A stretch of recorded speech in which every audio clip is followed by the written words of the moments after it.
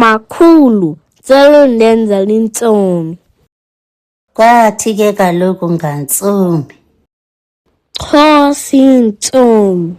kwaye kukho umama owayehlala nentombazana yakhe kwilali eyayikude kufuphi nehlathi.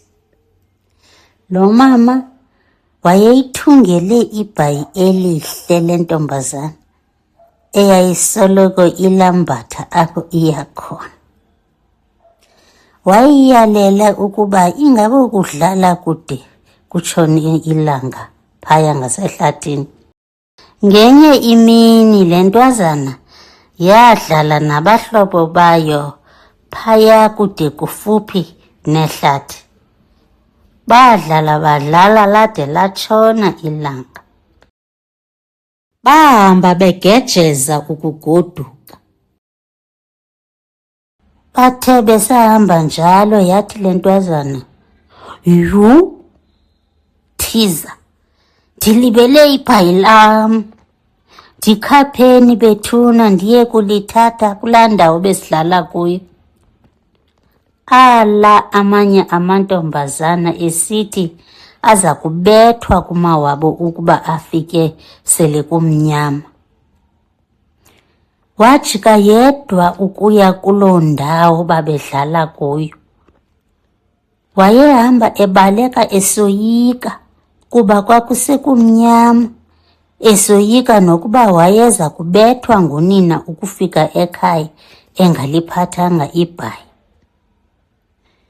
Wathi xa esondela kuloo ndawo babedlala kuyo, wafika kuhleli uSinyolokonjana phezu kwebhayi lakhe. Wabe sele ecula esithi, "Sinyolokonjane, Sinyolokonjane, zisi ibhayi lam, ilanga liyandishiya, kukude bhakubha." Tu uSinyolokonjana akamhoya tu, akanyikiza nokunyikiza oku kwangathi akwenzekanga nto. Waphinda ngoku sele ebukhala, "Sinyolokonjane, Sinyolokonjane, zisi ibhayi lam, ilanga liyandishiya, kukude bhakubha." Wasuka uSinyolokonjana walithatha ibhayi lakhe wabaleka ukugoduka sele ehamba elila. Kwakusele kumnyama ke ngoku engasayiboni nendlela. Uthe esehamba njalo wabona ulozilozi okhanyisayo, waqonda ukuba makabekele apho.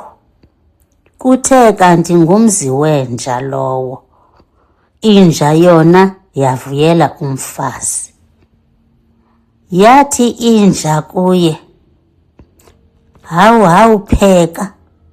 Waphendula wathi, "Andiqhelanga kuphekela nja mna." Yathi inja, "Hawu, hawu ndakutya." Wapheka. Kwathi kwakuvuthwa ukutya, yathi inja, "Hawu, hawu masitye." "Andiqhelanga kutya nenja mna." Yatsho impendulo yakhe. "Hawu, hawu ndakutya."